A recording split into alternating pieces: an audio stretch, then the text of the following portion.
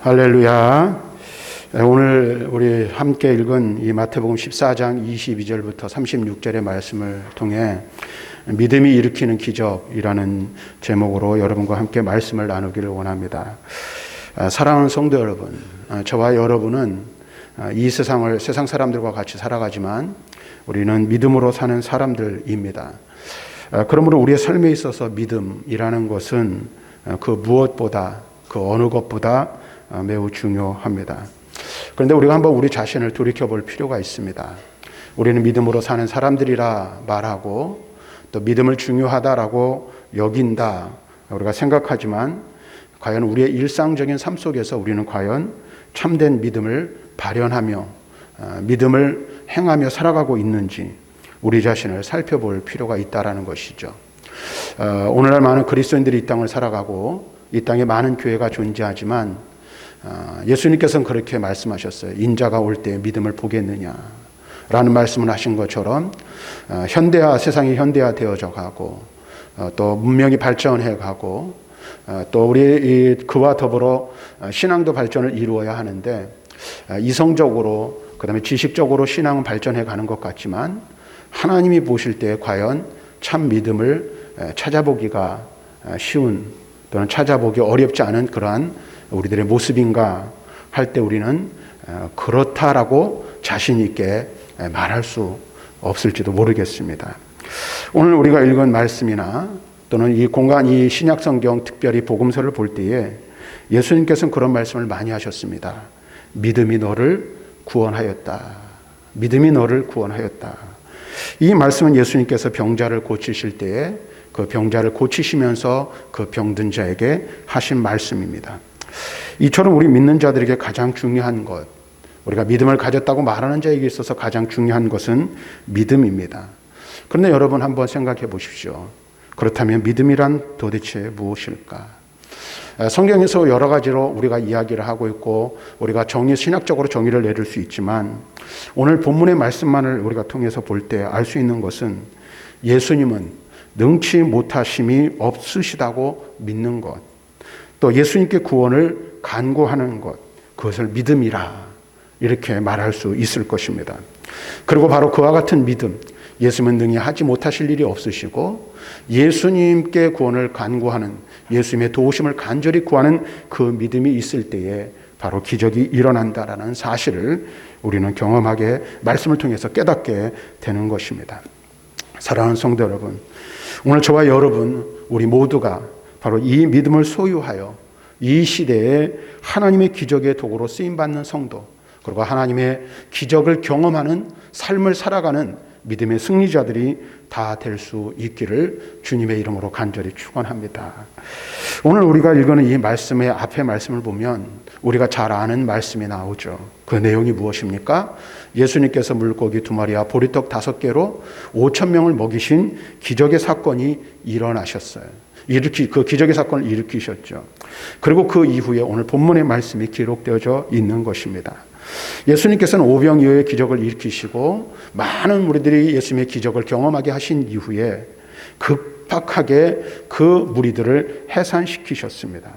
그리고 예수님께서는 제자들에게 재촉을 하셔서 배를 타고 먼저 바다를 건너가게 하셨어요. 그리고 게네사렛 땅이라는 곳으로 가게 하셨어요. 그 이후에 예수님께서는 오병이어의 기적을 체험한 무리도 각자의 집으로 돌려보냈음을 알 수가 있어요. 그런데 우리가 여기서 한 가지 생각할 건 이런 거예요. 왜 예수님께서는 그렇게 급박하게 무리들을 다 집으로 돌려보내시고 또 제자들을 급하게 배를 태워서 건너편으로 가게 하셨는가 하는 겁니다. 그 이유에 대해서 요한은 이렇게 기록하고 있어요. 요한복음 6장 15절 말씀을 보면 자기를 억지로 붙들어 임금으로 삼으려는 줄 아시고, 이렇게 요한은 기록하고 그 이유에 대해서 설명하고 있습니다.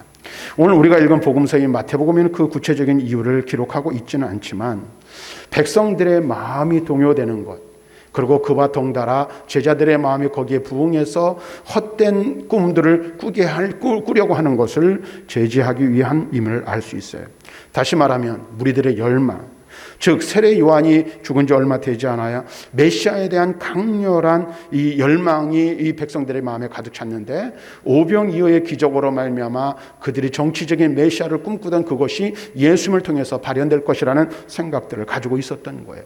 그리고 그에 대해 백성들이 동요를 할 때에 제자들도 동조할 것을 예수님께서는 미리 아시고 그것을 차단하기 위해서, 그리고 그 가능성을 배제하기 위해서 무리를 흩으시고 제자들을 바다 건너로 보내셨다라는 것입니다. 그리고 오늘 본문의 말씀 22절 말씀을 보면 제자들과 예수님이 그 기적의 사건 이후에 동떨어져 있었다는 것이 사실을 분명하게 기록하고 있는 것을 볼 수가 있어요.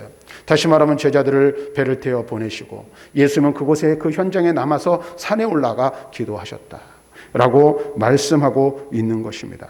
이와 같은 사건은 무엇을 우리들에게 가르쳐주고 있습니까? 이제 곧 일어날 일들, 그리고 그 일들을 통해서 예수님께서 우리에게 알려주시고자 하는 일들이 무엇인지를 우리들에게 가르쳐주고자 하는 그런 개연성이 그 속에 남아있는 것을 보게 되는 것입니다. 무리를 보내신 후에 예수님은 혼자 산에 기도하러 올라가셨습니다. 그리고 그 시간은 해가 저문 때였습니다. 깊은 밤부터 사경이 되기까지, 여기서 말하는 사경은 우리 시간으로 말하면 새벽 3시에서 6시 사이를 가리키는데 그 전까지 예수님이 기도하셨다라고 말씀하고 있는 거예요. 그런데 예수님이 새벽 3시에서 6시 사이까지 무리들을 보내시고 굉장히 오랜 시간 동안 이 밤새도록 쉽게 말하면 철야 기도를 하신 거예요. 그런데 그 기도하시는 동안에 바다에서는 어떤 일들이 일어났습니까? 제자들은 갈릴리 바다에서 강한 맞바람과 물결 때문에 큰 고통을 당할 수밖에 없었어요. 그러니까 적어도 제자들이 그러니까 제가 생각하기로는 최소한 한 2-3시간 이상은 바다에서 게네사렛이라는 곳으로 건너가고자 했는데 그 땅을 향하여 더 이상 나아가지 못하는, 그래서 물결이 치고 바람이 부니까 맞바람이 치니까 어떻게 해요? 아무리 노를 쥐고 애를 쓰지만은 그 강한 바람과 파도 때문에 앞으로 나아가지 못하는 그 일을 한 2-3시간 정도는 적어도 그런 상황을 맞닥뜨려야 했다라는 것입니다. 죽음의 공포와 두려움 가운데 노를 저으면서 그들은 사력을 다하고 있었어요. 당시 갈릴리 바다의 폭과 길이를 정확하게 알 수 없고 또 제자들의 배가 바다 어디쯤에 있는지 우리는 정확하게 알지는 못하지만 제자들이 탄 배는 지금 어디쯤 있어요? 바다 육지에서 멀리 떨어진 곳에 있는 거예요. 그리고 깊은 바다가 있는 그 한가운데 있음이 분명합니다. 여러분, 이렇게 고난당할 때 바로 그때 예수님은 바다에서 고난당하고 있는 제자들에게 다가오고 계셨습니다. 오늘 본문을 기록한 저자는 예수님이 바다 위에 걸어오심을 2번이나 설명하고 있어요. 반복해서 말하고 있어요. 25절과 26절 말씀을 보세요. 밤 사경에 예수께서 바다 위로 걸어서 제자들에게 오시니 제자들이 그가 바다 위로 걸어오심을 보았다. 이렇게 말하고 있어요.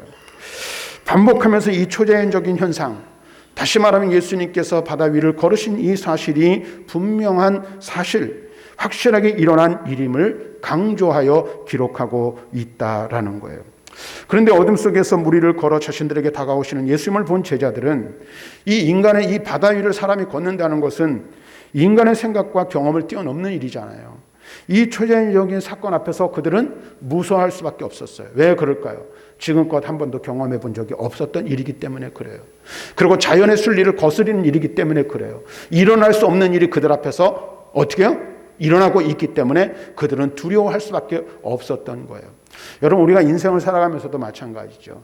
우리는 일반적인 상식과 삶의 원리를 따라 경험을 따라 살아가요. 그런데 우리가 인생을 살면서 한 번도 경험해보지 못했던 일들을 경험하게 되면 어떻게 해요? 믿을 수 없는 거예요. 그리고 그것 때문에 때로는 큰 두려움에 빠지기도 하는 것을 우리는 알 수가 있습니다. 바로 제자들의 모습이 그와 같은 거예요. 풍랑이 있는 바다, 그리고 물 위로 걸어본 일들이 지금껏 역사 속에서 있었던 일이 없었는데 오늘 물 위로 걸어오신 일을 바라본 그들은 두려워할 수밖에 없었어요.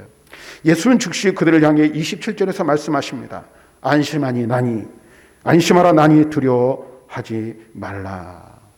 예수님이 자신을 알리셨을 때 베드로는 자신에게 명하여 물 위를 걷게 해달라고 청합니다. 유령인 줄 알고 두려워하던 제자들에게 예수님께서 자신임을 밝히셨고, 이에 베드로가 물 위를 걸어서 당신에게로 오라고 하신 예수 그리스도의 말씀의 허락을 듣고 배에서 내려 어떻게 합니까? 물 위로 걸어갔다 라고 말씀하고 있습니다.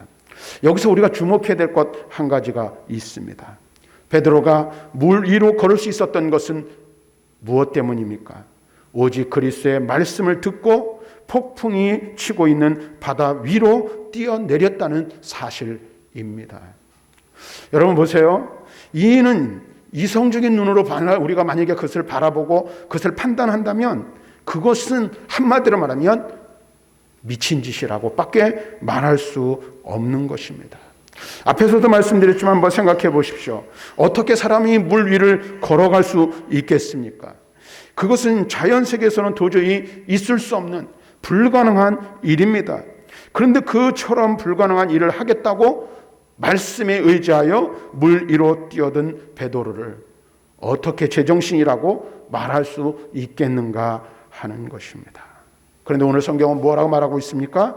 그처럼 미친 짓을 한, 일반적이죠. 우리가 일반적으로 설명하고 이야기하면 미친 짓이라고 할 수밖에 없는 그 일을 베드로는 실제로 바다 위를 걸음으로써 그 행위가 결코 미친 짓, 어리석은 일이 아니었음을 분명하게 증명해 보여주고 있는 것입니다.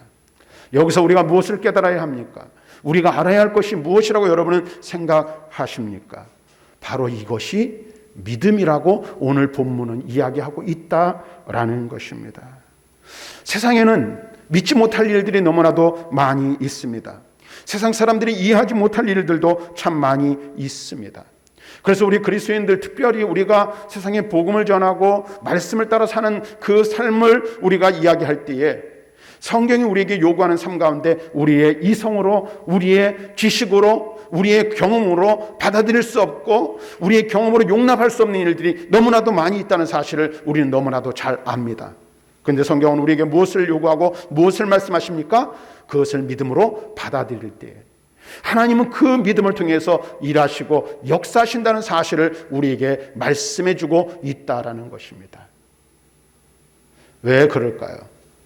오늘 우리가 먼저 전제하고 깨달아야 하고 우리가 믿음으로 고백해야 될 것 하나는 무엇입니까? 하나님에게는 능히 하지 못하실 일이 없기 때문에 그렇다라는 사실입니다. 예수님께서도 말씀하셨죠. 마가복음의 9장에 보면은 한 아이가 귀신 들려 귀 먹고 벙어리 되고 오늘 막 발작을 하면은 물에도 뛰어들고 불에도 뛰어드는 이런 아이를 가진 아버지가 있었어요. 제자들에게 와서 그 아이를 위하여 기도해 달라고 부탁해 보았지만 제자들은 손을 쓰지 못했어요. 그런데 예수님이 변화산에서 내려오실 때에 그 모습을 보고 도대체 이게 무슨 일이냐 그랬더니 그 아이의 아버지가 예수님 앞에 엎드려 말합니다. 할 수 있거든 이 아이를 고쳐주십시오. 그때 예수님께서 뭐라 말씀하셨습니까? 할 수 있거든이 무슨 말이냐? 믿는 자에게는 능히 하지 못할 일이 없느니라. 이렇게 말씀하셨음을 보게 됩니다. 사람으로는 할 수 없는 일들, 사람이 이성으로 이해할 수 없는 일들이 우리가 삶을 살아가면서 얼마나 많이 경험합니까? 그렇죠? 우리가 인생을 살아가면서 경험하는 수많은 일들 가운데 우리의 경험상 체득한 것들도 많이 있고 지식으로 이해하는 것들도 많이 있지만 때때로 하나님 믿음의 삶을 살아가는 사람들에게는 우리의 이성으로 다 이해할 수 없는 일들이 너무나도 많이 있다라는 거예요. 그런데 하나님은 그것을 우리에게 요구하실 때가 있어요. 그때 하나님 우리에게 바라시고 우리에게 요구하시는 것이 무엇입니까?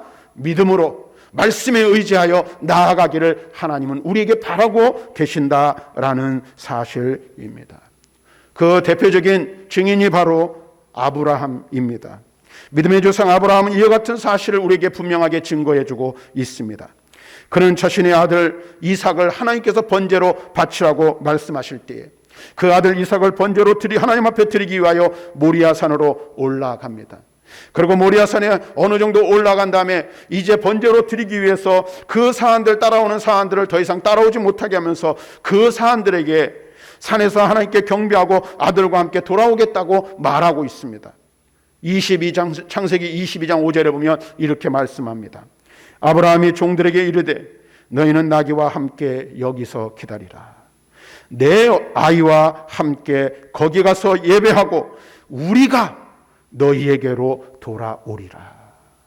여러분 보세요. 여기서 우리가 주목해야 될 게 있어요. 아이를 지금 뭐 하러 가는 거예요? 번제로 드리러 가는 거예요. 그런데 이 사안 기다리라고 하는 사안들에게 말합니다. 우리가 너희에게로 돌아오리라. 우리가 너희에게로 돌아오리라 말씀하고 있어요. 이것은 무엇을 말하고 있습니까? 비록 자신의 아들 이삭을 번제로 하나님 앞에 드릴지라도 생명의 주관자이신 하나님께서 다시금 그를 살려내실 것이라는 사실을 믿고 있음을 나타내 주는 말이에요. 하나님께서 살려주실 것을 믿는 거예요. 번제로 비록 드리지만 그 아들이 다시 살아나 하나님이 살려주셔서 함께 돌아올 것을 믿었음을 말씀하고 있는 거예요. 그래서 히브리서 11장 19절에서 히브리서 기자는 이 일에 대하여 이렇게 말씀하고 있습니다. 그가 하나님이 능히 이삭을 죽은 자 가운데서 다시 살릴 줄로 생각한지라.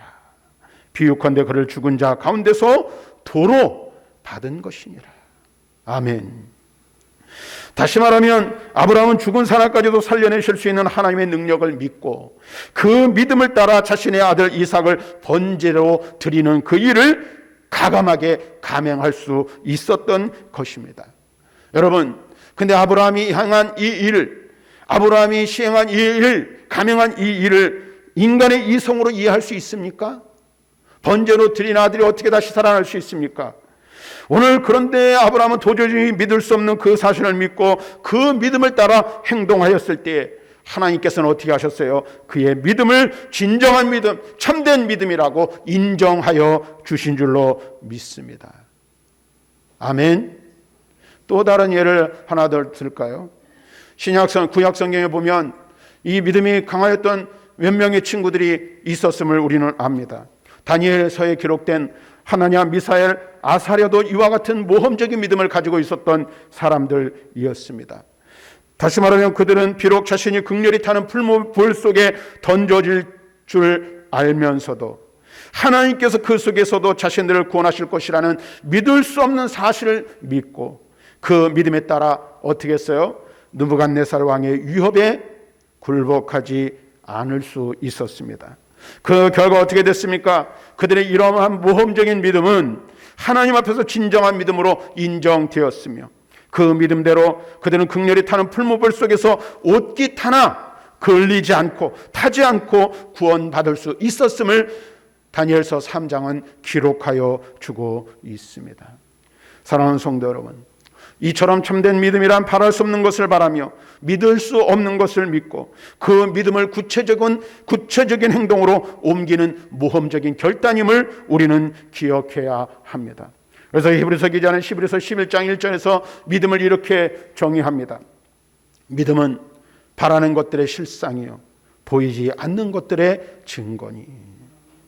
그러므로 사랑하는 성도 여러분, 이제 우리는 우리의 이성적인 판단으로 하나님의 능력을 제한하고 그의 말씀을 부정하는 어리석음을 범하는 자리에 더 이상 이르러서는 안 될 것입니다.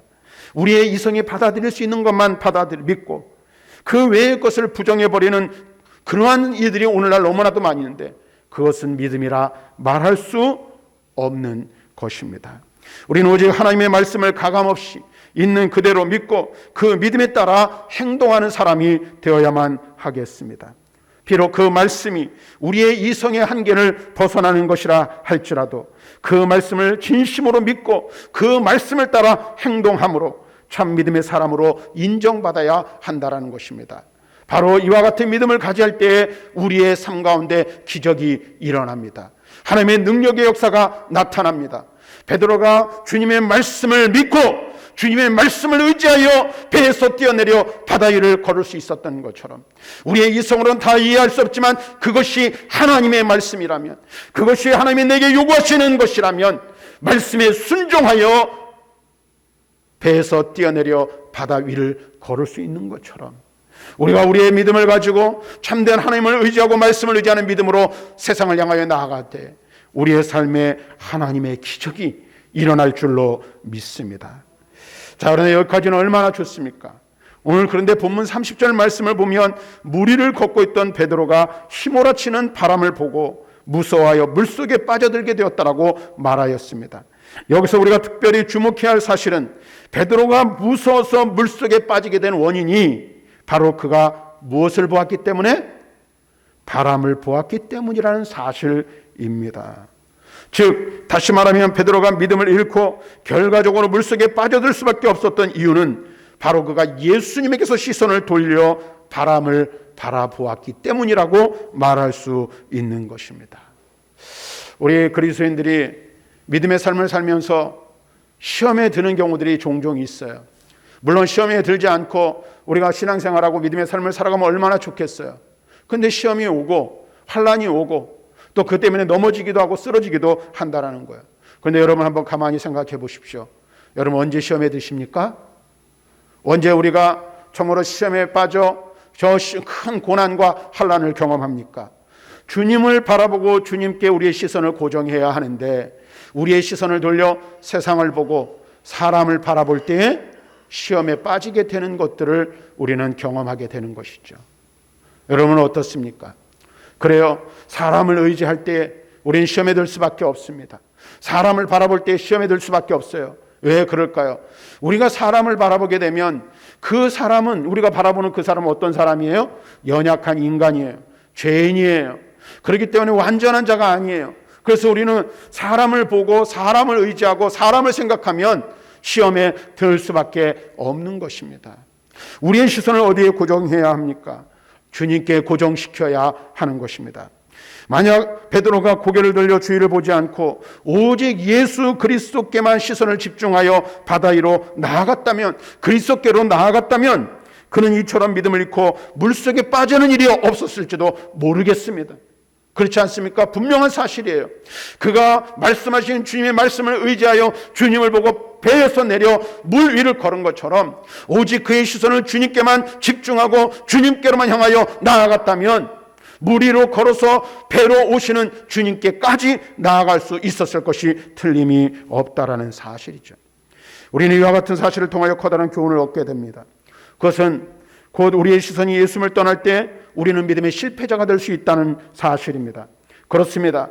우리의 시선이 주님을 떠나면 우리의 믿음도 우리를 떠나게 되어 버리기 마련입니다.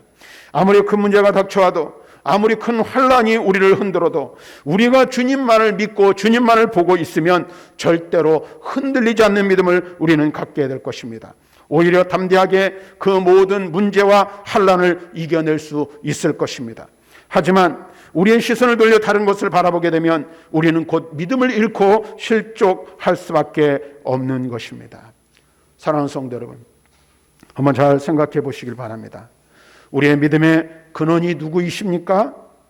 예수님 아닙니까? 그처럼 믿음의 근원이신 예수님에게서 우리의 시선이 떠난다면 우리는 믿음의 실패자가 될 수밖에 없는 것입니다. 이것은 자명한 일입니다.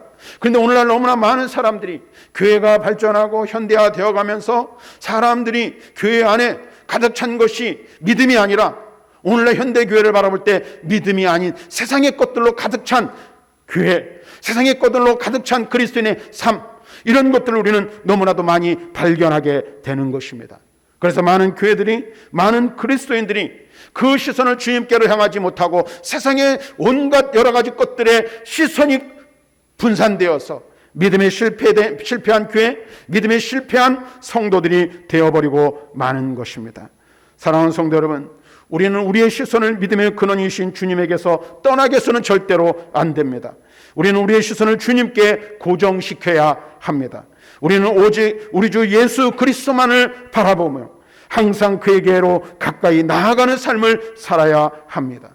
그것이 바로 이 험준한 세상의 거센 세파 속에서도 능력 있는 그리스도인의 삶, 승리하는 그리스도인의 삶을 사는 비결입니다. 미가 선지자는 미가서 7장 7절에 이렇게 오늘 우리에게 말씀하여 줍니다. 오직 나는 여호와를 우러러보며 나를 구원하시는 하나님을 바라보나니 나의 하나님이 나에게 귀를 기울이시리로다. 아멘. 히브리서 기자는 12장 2절에 말합니다. 믿음의 주여 또 온전하게 하시는 이인 예수를 바라보자. 그는 그 앞에 있는 기쁨을 위하여 십자가를 참으사 부끄러움을 개의치 아니하시더니 하나님 보좌 우편에 앉으셨느니라. 사랑하는 성도 여러분, 오직 믿음으로 모든 시험을 이기고 담대하게 주님만을 바라보며 나아갈 수 있기를 바랍니다. 우리의 시선을 주님께 고정하여 주님만을 바라보고 주님만을 의지함으로 참된 승리자, 기적을 경험하는 축복자들이 되시기를 주님의 이름으로 간절히 축원합니다. 오늘 본문의 말씀을 계속해서 보면 이제 예수님께서 게네사렛 땅에 이르게 됩니다. 이제 배 위에 오르신 주님께서 제자들과 함께 게네사렛 땅에 이르게 되는데, 여기서 우리가 한 가지 또 주목해야 될 게 있어요. 오늘 말씀을 보면 34절 이하의 말씀을 보면 많은 병자가 예수님의 옷자락에라도 손을 대게 하시기를 간구하였다라고 말하고 있습니다. 그리고 그 손을 댄 자는 어떻게 되었어요? 다 나음을 얻었습니다. 여기서 우리가 한번 생각해 볼 필요가 있어요. 이들이 병고침의 기적을 체험한 원인이 무엇인가 하는 거예요.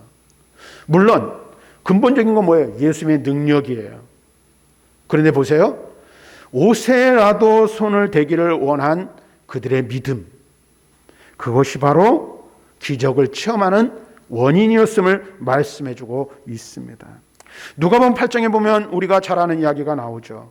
12해를 혈루증으로 앓던 여인이 아무도 모르게 군중 속에 끼어서 예수님께로 다가와 뒤에서 옷가를 만집니다. 예수님의 옷가에 손을 대어 고침을 받던 사건 속에서도 예수님께서 그 여인에게 하신 말씀을 우리는 들어야 돼요. 누가복음 8장 48절에 보면 이렇게 말씀하셔요. 딸아, 내 믿음이 너를 구원하였다. 이렇게 말씀하고 계십니다. 예수님이 하나님의 아들이심으로 그분의 옷자락만 만져도 그분의 능력으로 구원을 받을 수 있다는 믿음이 이들에게 있었던 것입니다. 사랑하는 성도 여러분, 성도는 예수님을 믿음으로 구원받고 현실 속에서도 의심 없는 믿음으로 하나님의 말씀에 순종함으로 하나님의 초자연적인 은혜와 도우심을 체험해야만 합니다. 오늘 이것이 진정한 믿음이에요. 그래서 우리가 일상의 삶 속에서 우리가 진정한 믿음을 소유할 때에 초자연적인 인간의 이성으로 지식으로는 이해할 수 없는 일들이 오늘날도 일어날 수 있다는 사실을 믿는 믿음이 저와 여러분들에게 있기를 주님의 이름으로 간절히 축원합니다. 마가복음 11장 23절에 예수님이 말씀하십니다. 내가 진실로 너에게 이르노니 누구든지 이 산도로 들려 바다에 던지라 하며 그 말하는 것이 이루어질 줄 믿고 마음에 의심하지 아니하면 그대로 되리라. 야고보서 1장 6절과 7절에 말씀하십니다. 오직 믿음으로 구하고 조금도 의심하지 말라. 의심하는 자는 마치 바람에 밀려 요동하는 바다 물결 같으니 이런 사람은 무엇이든지 죽게 얻기를 생각하지 말라 말씀하십니다. 여기서 저는 한 가지 생각을 해보는 거예요. 왜 오늘날 현대 그리스도인들이 수없이 많은 기도의 시간을 드리고 기도의 시간을 할애하고 수없이 많은 기도의 헌신을 하는데 기적의 역사가 일어나지 않을까? 하나님의 능력을 경험하지 못할까? 오늘 우리가 여러 가지 인생의 어려움과 수많은 문제들을 가지고 하나님 앞에 나아간다고 말하며 하나님 앞에 간구하며 아랜다고 하는데 왜 우리는 하나님의 역사하심을 경험하지 못하는 걸까? 그것은 바로 믿음의 문제라는 사실을 우리는 깨달아야 합니다. 오직 믿음으로 구하고 조금도 의심하지 말라. 의심하는 자는 마치 바람에 밀려 요동하는 바다 물결 같으니 이런 사람은 무엇이든지 죽게 얻기를 생각하지 말라. 분명하게 말씀해주고 있습니다. 사랑하는 성도 여러분, 초대교회의 기적과 능력은 성령 충만함을 받은 교회의 의심 없는 순수한 믿음으로 말미암은 것입니다. 오늘날 그와 같은 능력이 나타나지 않은 것은 교회가 순수한 능력을 상실했기 때문은 아닌지, 성도들이 순수한 믿음을 상실했기 때문은 아닌지 우리는 우리 자신을 살펴볼 필요가 있습니다. 교회는 성령 충만을 통해 순수한 믿음을 회복하여 하나님 나라의 도구로 쓰임받아야 하는 것입니다. 그리고 믿음으로 충만할 때에 기적을 경험하게 되어 있습니다. 지난 몇 주간 제가 읽은 책이 한 권 있습니다. 데이빗 플랫이라는 목사님, 미국 목사님이 쓰신 책인데 복음이 울다라는 책입니다. 이 목사님이 목회하는 중에 어떤 강력한 도전으로 인해서 히말라야 산맥을 일주일 동안 트레킹, 걸으면서 여행을 한 일이 있는, 여행한 일을 책으로 옮겨 적었습니다. 그런데 히말라야 오지에서 만난 이 수없이 많은 불신자들과 불신세계, 그리고 그 불신자들을 위해 믿음으로 헌신한 사람들을 만나고 기록한 일기 형식의 책입니다. 근데 그 책 중에 어떤 한 부분 중에 이런 내용이 있습니다.